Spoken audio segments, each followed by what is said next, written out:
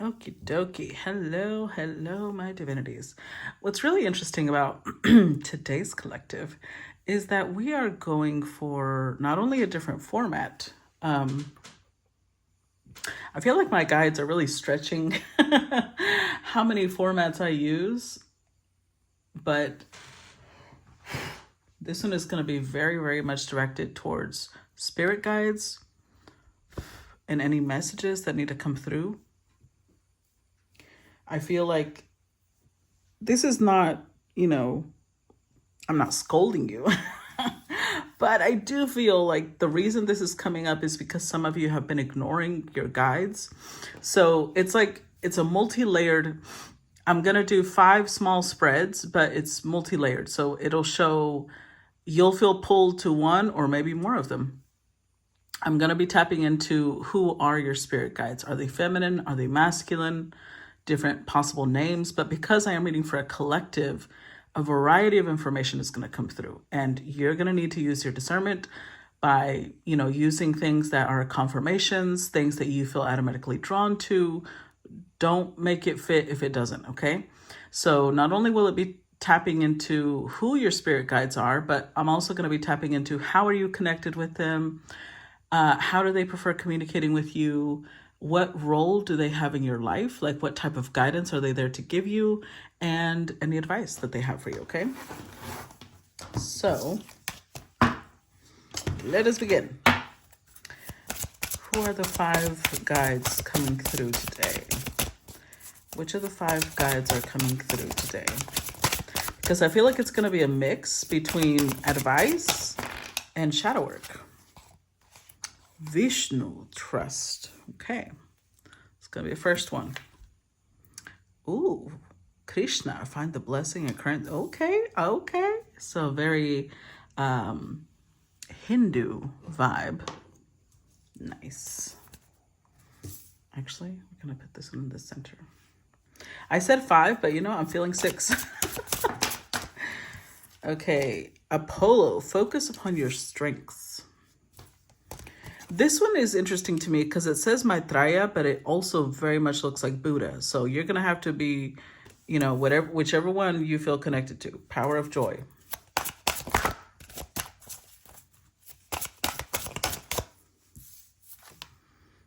Serapis Bay, go now. Okay, this is so fascinating because it's like the numbers increasing. I started with 5 and now it's going to 6 and now it's showing me the same format I used last week, but it's like, I think the 5 was the questions and I misunderstood that as the cards. Saint Germain, work your magic. Okay. Paul the Venetian, artistic expression. And Paramahansa Yogananda, again, very, very masculine vibe. All the guides that came up today, masculine. So, all right, let's roll with it. This is interesting. Now, I also have the charms here on the side because I feel like there's going to be additional information coming through with those. So let's start first of all with Paul the Venetian. Let's read artistic expression because again, remember the different questions. It's definitely, this is for people who are connected to masculine deities. And it doesn't have to be the only deity you're connected to, the only guide, but these are the ones coming through today. And then how you're connected to them, how do they prefer communicating with you, like how their messages are coming through that you might not be paying attention to, what their role is in your life, like what specific area of your life they're meant to guide you in, and any advice that they have for you specifically, I felt about releasing something. So let's see. Keep those in mind. Artistic expression, Paul the Venetian. I'm first going to read who he is, and that way, in case maybe this isn't who you connect to, but someone like him, you'll know that it's still for you. Paul the Venetian was the Italian Renaissance artist Paolo Cagliari. His last name was later changed to Veronese. I don't know if I'm saying it correctly, to signify his birthplace of Verona. He moved to Venice, which is why he's now called the Venetian, during the city's golden era in the 1500s, where he painted religious murals and paintings. He was successfully able to defend himself against charges of blasphemy during the Inquisition for his artistic rendering of the Last Supper. You can call upon Paul the Venetian for help with freeing your artistic expression and creativity. Okay. This card signals that your artistic talents are in need of creative expression. You have hidden talents that lie dormant. This trapped energy can make you feel tired, restless, and anxious, and can lead to addictions if the energy isn't expressed. Even if your artistic abilities feel unpolished, they need an outlet.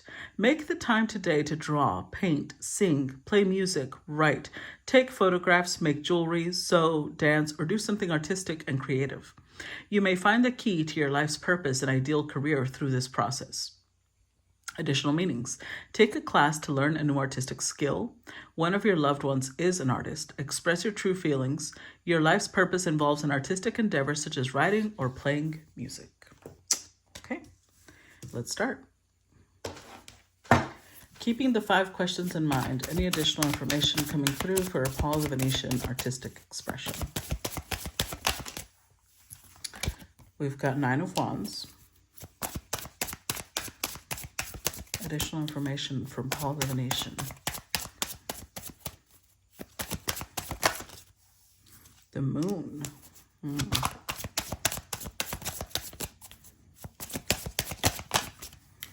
And the King. Okay, definitely masculine. King of Wands, Paul the Venetian. King of Pentacles. Okay. So I think that this is very much for people who have been asking their spirit guide how to create more abundance. This would mean that you have always been drawn to the arts in some way, whether it's writing, painting, singing, whatever it is, artistic expression, you've been drawn to it, but it requires a very specific confidence in yourself. And obviously this, yeah. I feel like he's been trying, because again, these messages are coming through because I feel like this is very specifically for people who have sort of been ignoring their spirit guides. With the 9 of Wands, you are standing still. In fact, if you notice, he's been standing in the same place so long that vines are starting to crawl up the wand that he's holding.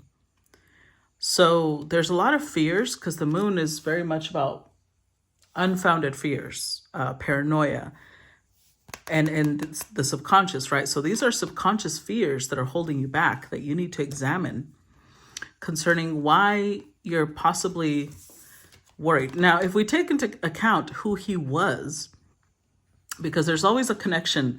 In fact, there's another deck I feel like pulling out. Hold on. I had to go shuffle it, cleanse it, prepare it. All right. So how is the collective? Give me 3 different ways, or 1. There we go. 2. Finances. Look, karmic relationship with ships. Okay. So in this era that he lived in, there was definitely look. Oh my God. Did it not say that he successfully survived the Inquisition? So you might have been near him. If you were connected to this person, you might have been one of the people that either worked with him. You might have been one of the people that he hired. Or you might have been a lover of his. But look, finances keep coming up. This is meant to be a guide that helps you grow your finances. But the 9 of Wands with the King of Wands, you have so much heaviness connected to this. You have so much, not just heaviness, but like burdens, emotional burdens, subconscious burdens about possibly the education you've received, about what it is that, like if you were raised by a conservative family in some way, you might have been taught that artistic expression is never the way to grow your finances, that this is just a pipe dream, that that's supposed to be a hobby, that you're never going to get anywhere if that's what you focus on. Let's see. I feel I was going to pull clarifiers, but now I'm feeling the charms. Give me... Okay, so right off the bat, we've got hearts. So yeah, this is somebody you were emotionally connected to.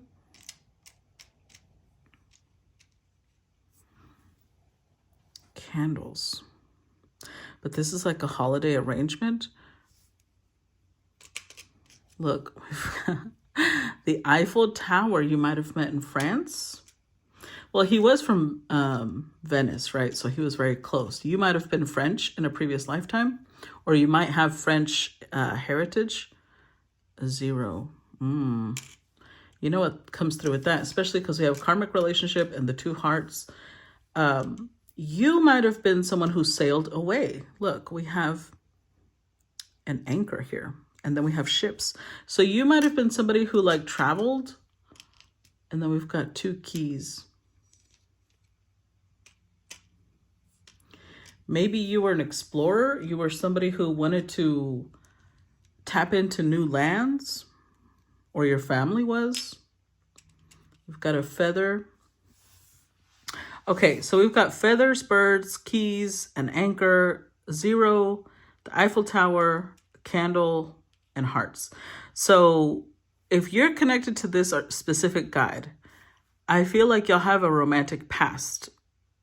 You might have been one of the people that he was romantically involved in. I want to mention the fact that artists usually got romantically involved with multiple people. So it could be that only one of these fits you. It could be that all of them, or I feel like I'm speaking to multiple people. So for some of you, let's say you could have met this person while both of you were part of the Inquisition. Like both of you were being interrogated possibly with the keys. That might have been where you met this person. For others of you, and that one either led to love or it led to friendship. But for others of you, it led to love,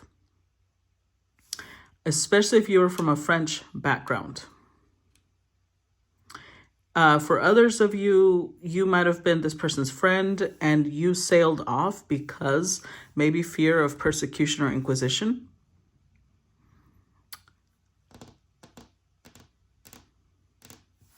But with the candle here, this also makes me think of remembrance. Like, you know, when people light a candle in memory of people, it means he never forgot. Neither one of you ever forgot the other.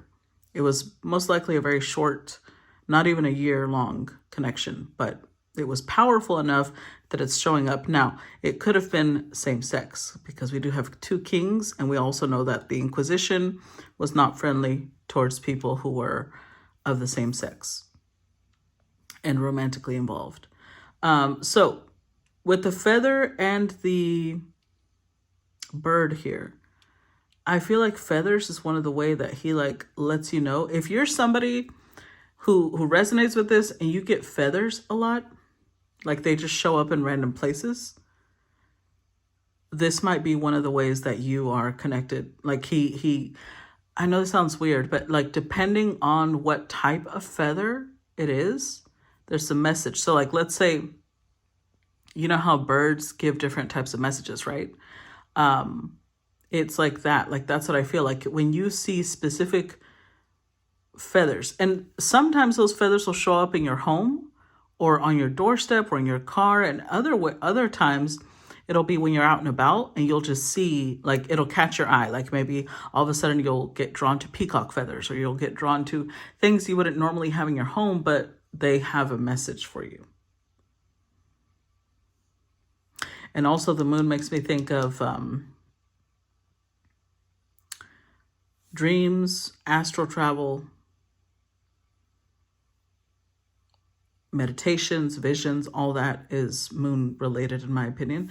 And also the candle could also be that there's this fire, like using fire to scry. I think it's called pyromancy. That could be connected as well, as because we have a lot of fire over here. But with the keys, also another message is that he's trying to help you unlock this part of yourself.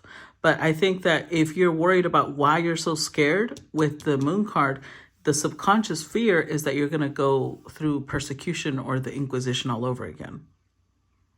And he is proof that you can survive it. It doesn't mean you're not going to go through persecution, but you can survive it. You're going to be okay. It's not the end of the world. You won't die.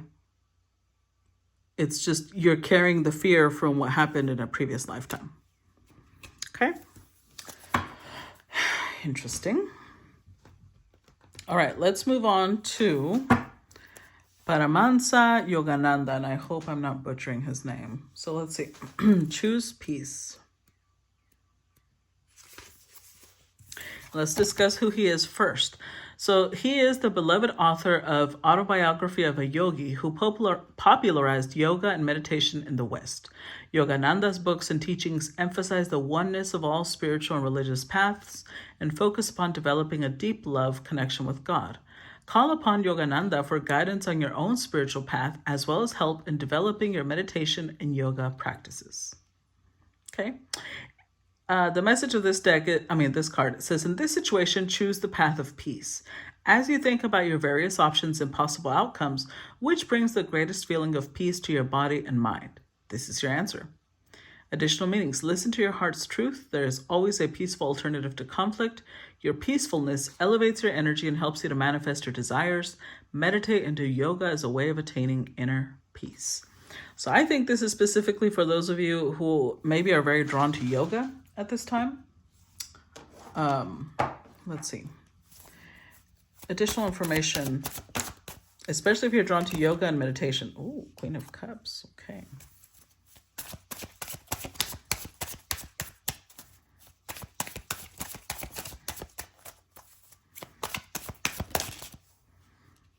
Six of Cups, Queen. Okay, so this is the opposite.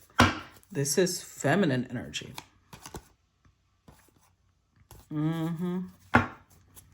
Okay, so although this is why it's important, see, to clarify with tarot, because I thought they were all masculine, and yet here we have two queens.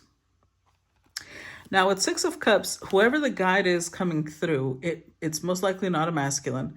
I feel like they're feminine, but they are urging you to do meditation. They're urging you to do yoga. They're urging you to step into a more feminine energy, because out of all the queens, the Queen of Cups and the Queen of Pentacles are the most feminine of feminine queens. And Six of Cups here, it's like the reason that they're trying to get you to step into this energy is because you possibly go the other way. With the Eight of Cups, they're trying to get you to walk away from the part of you that's maybe very combative. Maybe you end up with a lot of conflict in your life, and they're trying to get you to be more peaceful. They're trying to get you to be more, step into your feminine more instead of, looking, how do I put this? Looking for a fight is what I feel like. The Six of Pentacles with the Queen is the Seven of Cups. So it's like you get caught up in not seeing things clearly, and then maybe you want to fight, but they're saying instead of being vengeful or conflict driven, we need you to walk away from that. We need you to look within. We need you to nurture yourself. A lot of that combativeness is coming from a place of possibly your inner child feeling very abandoned, feeling very hurt. Let's see. Who is but because I'm not getting a name so far. I don't really know. Oh, that's it, actually. Let's just look. I imagine any Hindu deity would point you towards yoga, but let's make sure that there's not a specific.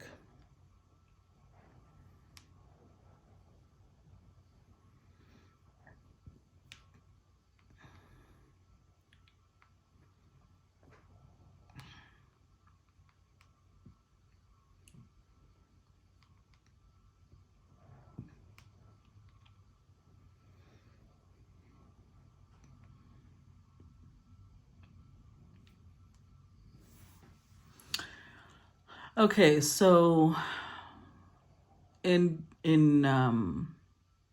yoga, it says there's several female goddesses revered, including Shakti, Parvati, Durga, Lakshmi, Kali, and Saraswati. So it gives a little connection to each one. Shakti represents divine feminine energy or power, often seen as the force behind creation and transformation.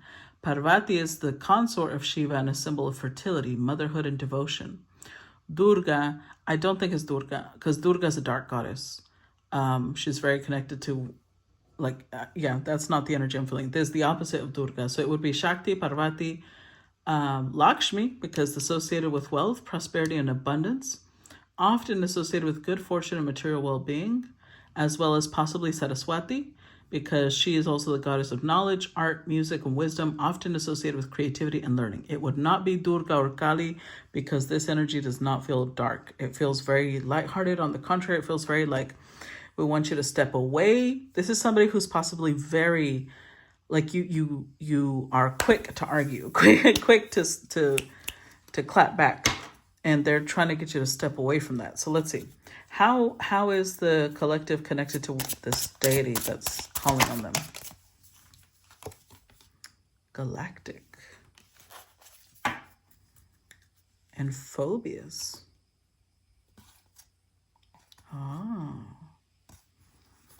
This is somebody who has a fear of authority. They don't like being told what to do. They don't like being told, they don't like following other people's instructions.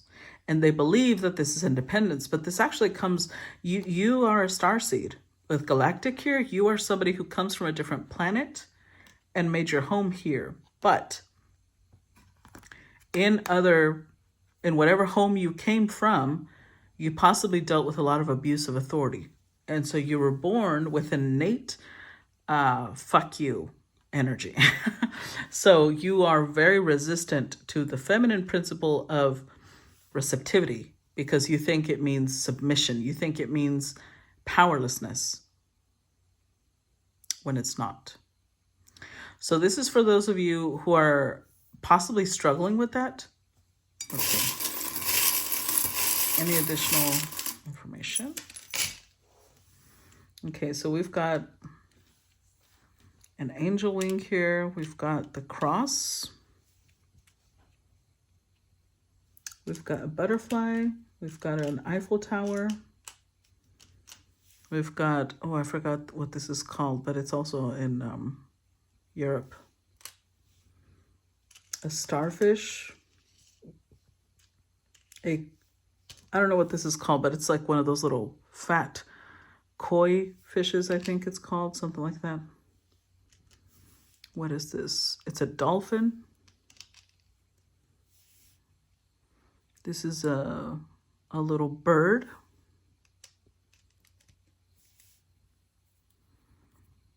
This is it looks like a Trojan horse. Another starfish. Another little bird.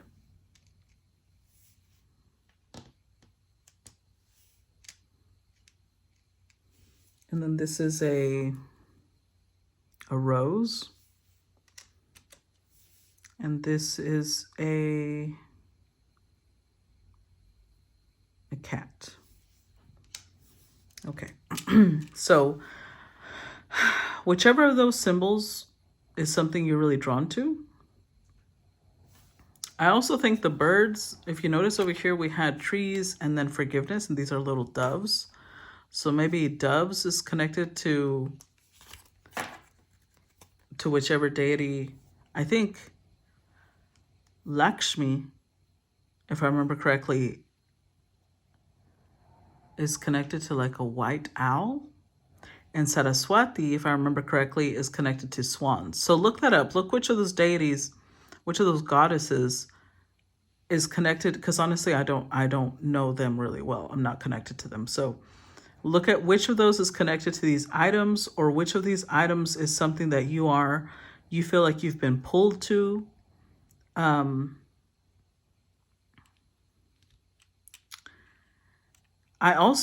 fact that the cross is here could be that you're somebody who is very resistant to doing things like yoga or meditation, because you feel like it might pull you into like really dark places. You might have a very old-fashioned mentality about, or not old-fashioned, but like conservative.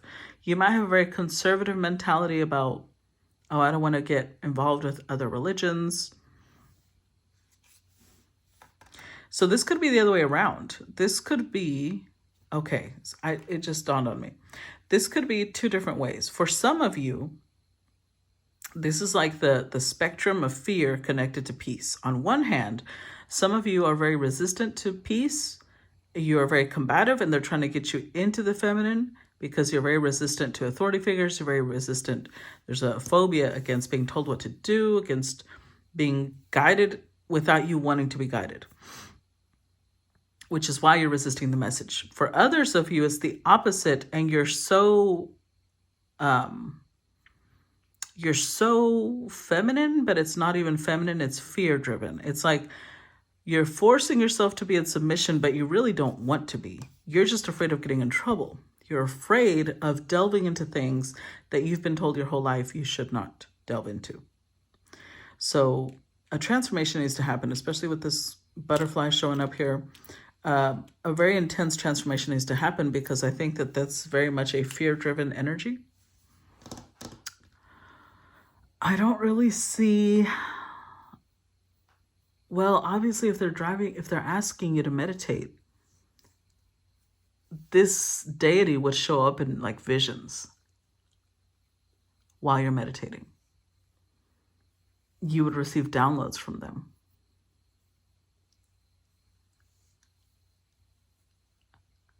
And you'll know it's them because it's like out of nowhere, you'll get clarity on things that possibly you've been struggling to understand, or ask them questions. When you meditate, that's the message that just came through. When you're meditating, first of all, the flower makes me think, put incense on that's very floral, like rose incense, jasmine incense, whatever flowers connected to the deity that you feel drawn to.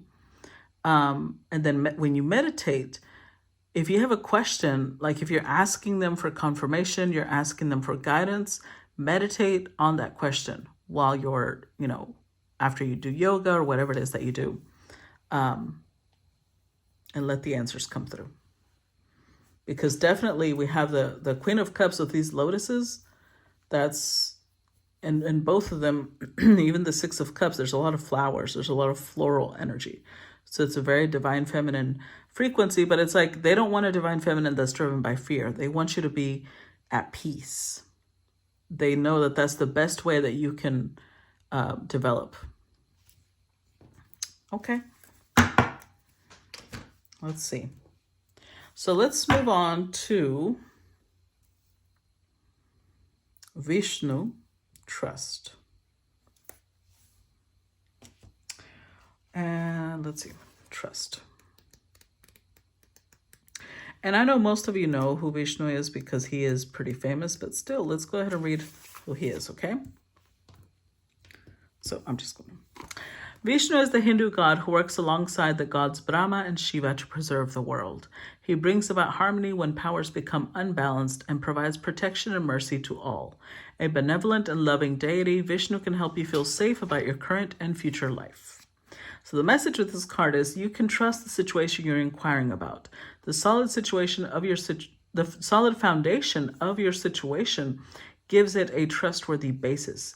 Keep purifying your motivations so that they're completely about love and service to elevate the energy and experiences even further. Additional meanings. The person you're inquiring about is trustworthy. Trust that your prayers are being answered even if you don't yet have evidence. You're on the right path. Trust your gut feelings and intuition. Okay. Additional information on Vishnu. Additional information on Vishnu.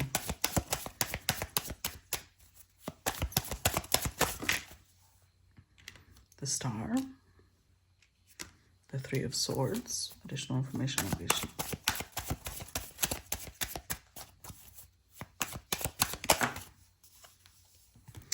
Five of Wands and Five of Cups. Oof. The Four of Swords. The Wheel.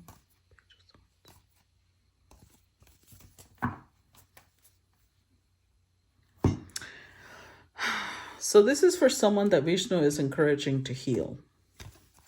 The Star and the Four of Swords. You're being encouraged to heal from heartbreak, to heal from any type of grief or sorrow that you've been dealing with, but he might be coming up with trust because you're fighting the healing. Like you are possibly afraid. Four of Swords, Three of Swords. You're afraid that you're being deceived, especially if you've been having, if messages have been coming through to you from him, and you maybe don't have a Hindu background, and so you assume like there's no way that this deity is reaching out to me. There's no way that I have any connection to him. You're afraid you're being deceived, which means this tells me that you may be hearing from other people about, oh, trickster spirits and this and that, and you're assuming that you're dealing with that. And so you're resisting the downloads, you're resisting the message. When in reality, he's just trying to help you heal. He's trying to help you move on from whatever it is that hurt you from the past. However, he can't do that without you cooperating. He can't do that without you trusting him. How is the collective connected to Vishnu? How are they connected to Vishnu? Aw, baby and biblical. That's cute. Spirituality and religion.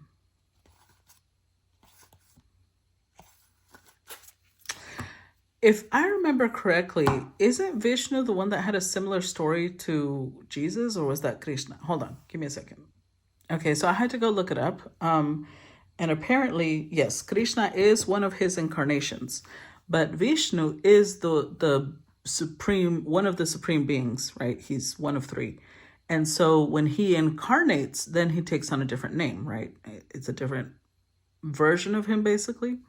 So the fact that baby and biblical's coming up means that one of you that are connected to Vishnu were possibly one of his mothers in one of these lifetimes. Now, I don't think you were a physical mother, because I think that some of you may have, I don't really know all the incarnations, because again, I'm not Hindu, right? The only Hindu deity that I'm kind of associated with is Ganesh. Lakshmi a little bit, but not really. I feel like I'm connected to different incarnations of them. So in this case, I don't really know much. You would have to do your own research. And maybe that's why you're pulling away, because you're intimidated. The Hindu religion has a lot of depth to it, a lot of depth, a lot of knowledge, a lot of layers. But I will say that they are one of the ones that are the closest to what actually happens. Like, I love this concept because this is what I believe too. I believe that gods and goddesses are really just different incarnations of the same being. That's why they're so similar, but they have different, they come back for different reasons. So I actually fully support this. And you may have raised one of the incarnations of Vishnu. From whatever incarnation, they were an orphan. For others of you, maybe you were like a full-blown mother. But they see you as someone who was a protector, knighthood, mother. Someone who was a protector and a guardian of a defenseless orphan or a defenseless baby. So now they're trying to return the favor. And Vishnu is a powerful, powerful being. So having his protection, his guidance is incredible. But you would need to, trust him. Let's see. For sure. Look, the lotus. The lotus. Okay, let's see. Different things that are coming through. The swan. The Lakshmi energy. The eternal energy. A heart. And then we've also got like a key, I'm sure, somewhere up there. So you're one of the few people that Vishnu has in his heart. Now, with the cross here and spirituality and religion coming up, again, this is there's a lot of resistance, possibly because of beliefs that you've been taught. Maybe you look at Vishnu as someone who's like demonic. But with the star, he can help you grant wishes, but you'd need to not look at him like he's some sort of, demonic being. Another butterfly, yeah. Strong transformative energy. Now this, This kind of looks like weed, but I don't think he's asking you to smoke weed. I think it's very much about maybe there's natural remedies he's guiding you towards. Feathers are also little messages, I would imagine. Starfish, again, more starfish, but this feels more like stars, just like this one. It's about, we got the star energy as well. It's about hope. It's about restoring hope, restoring your innocence, restoring like the piece of you that used to be cynical and jaded. He's trying to help you transform that. The dragonfly. And again, some of these things are going to make sense to you guys and not to me. Another heart. Another flower. Oh, this is interesting.